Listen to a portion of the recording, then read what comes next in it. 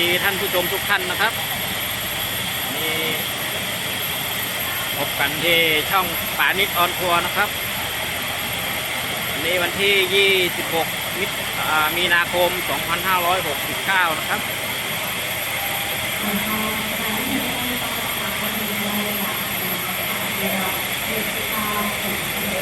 วันนี้ผมอยู่ที่สถานีรถไฟกรุงเทพครับก็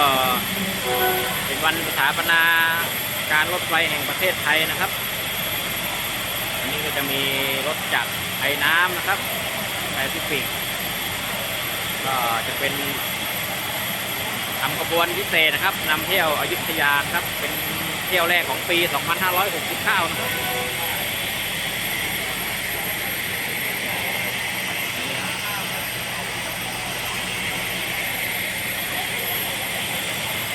ก็8 นาฬิกา 7 นาทีแล้วนะครับเดี๋ยวขบวนรถจากไอ้น้ำก็จะออกจากสถานีกรุงเทพวันนี้ก็จะมีการเปิดตัวรถไฟที่5นะครับเดี๋ยวคอยติดตามชมกันในช่องสถานีออนทัวร์นะครับไปดูบรรยากาศนะครับ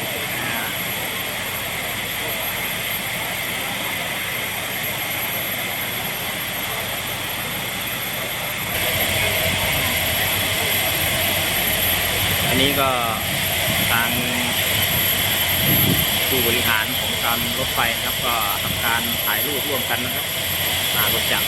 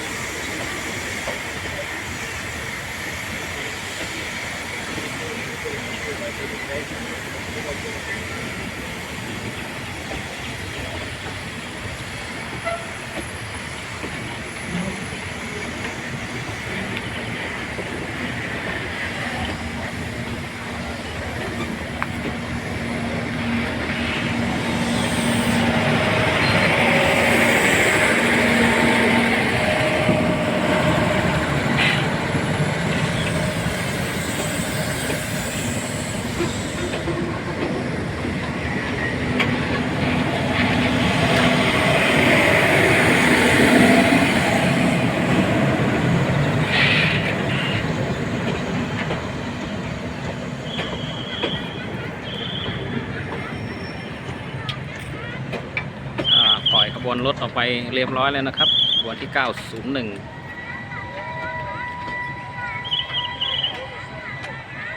นี่ได้ ปจปกไปอีก2 คันนะครับแล้วก็ JR เวสอีก2 คันก็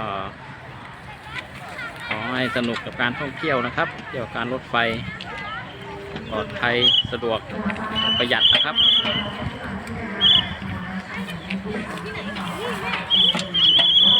ช่องครับช่อง YouTube ช่องโทรทัศน์ช่องมีทุกอย่างครับวันนี้มาเยอะ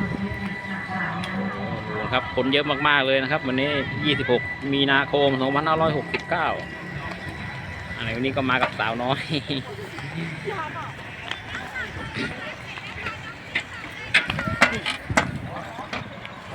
แล้วพบกันใหม่นะครับสวัสดีครับ